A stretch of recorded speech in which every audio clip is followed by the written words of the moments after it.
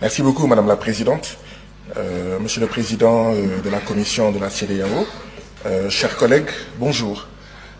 Monsieur le Président, depuis quelques jours ici, nous écoutons les rapports des différents pays. Tous les pays disent qu'ils ont des problèmes de santé. Tous les pays disent qu'ils n'arrivent pas à nourrir leur population. Tous les pays disent qu'ils ont des problèmes d'école. Tous les pays, même là où il y a les djihadistes des États-Unis, même là où il y a l'armée française, disent qu'ils ont des problèmes de sécurité. Je n'entends pas dans le rapport des réponses à ces problèmes. Je n'entends pas dans ce rapport une prise en charge de ces problèmes. Monsieur le Président de la Commission de la CEDEAO. Monsieur le Président de la Commission, c'est hier, dans la journée, il y a moins de 24 heures, que nous avons reçu votre rapport de plus de 80 pages. Vous comprendrez qu'il y ait eu, dans un premier temps, 16 inscrits. Vous voyez, il y a 36 présents sur le total des députés de la CEDEAO. La CEDEAO n'est plus attrayante, même pour ses membres, même pour ses députés. Monsieur le Président, je voudrais savoir, est-ce que ce sont les services du Parlement ou vos services qui ont fait que c'est à moins de 24 heures que nous avons reçu ce rapport? Parce que si nous voulons bien travailler, ce ne sont pas de bonnes conditions pour que les députés puissent prendre connaissance de ce rapport et puissent contribuer du mieux qu'ils peuvent, d'accord, aux politiques, en fait, communautaires. Monsieur le Président, vous avez dit qu'un peu plus de 85%, que les recettes des prélèvements communautaires financent un peu plus de 85% du budget de la CEDEAO. D'où viennent les 15%? D'où viennent les 15 autres pourcents? Monsieur le Président, notre CEDEAO va bientôt avoir 50 ans. Ça sera l'année prochaine, un demi-siècle. À la veille de ces 50 ans, nous avons le retrait de 3 de nos membres. Voilà le bilan de la CEDEAO. Nous nous attendons à avoir un discours d'électrochoc, mais pas un discours qui nous fait rester dans notre sommeil.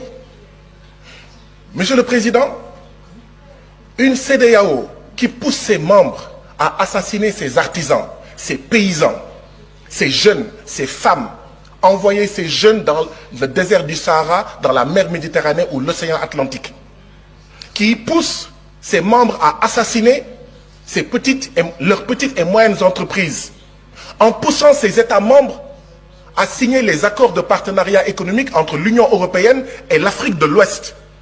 Et tout le monde savait que les accords de partenariat économique, c'est la possibilité pour 85% des marchandises de 27 États de l'Union européenne d'entrer dans nos pays sans payer de droits de douane. Comment est-ce qu'on va régler la problématique du chômage?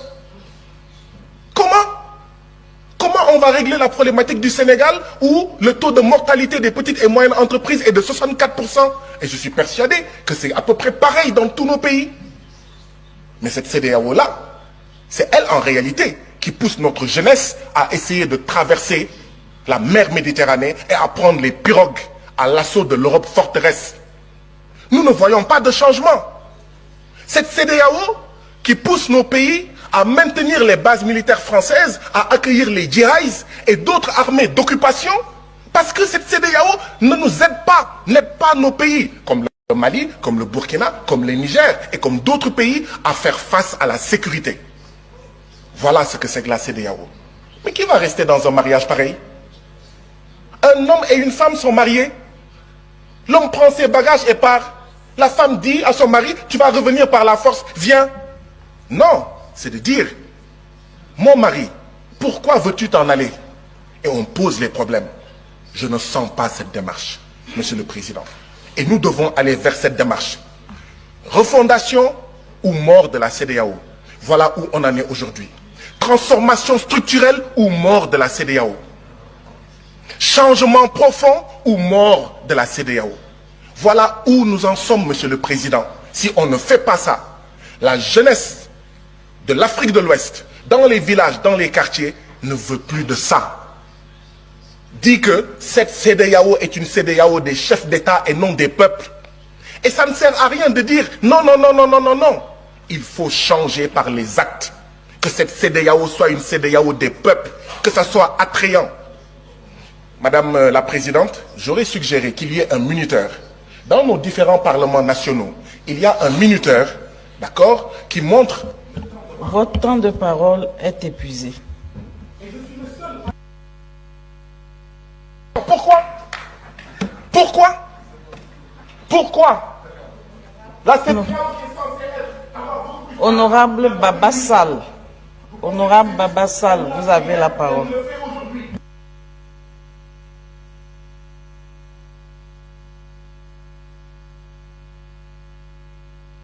Démocratisme, que les gens sortent de la CEDEAO, que les gens sortent de la CEDEAO.